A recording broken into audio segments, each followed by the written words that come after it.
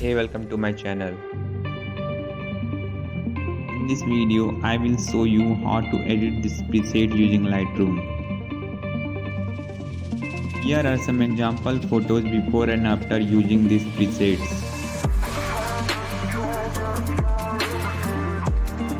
Please read this notice carefully to download this preset. And don't forget to subscribe my channel. So let's start.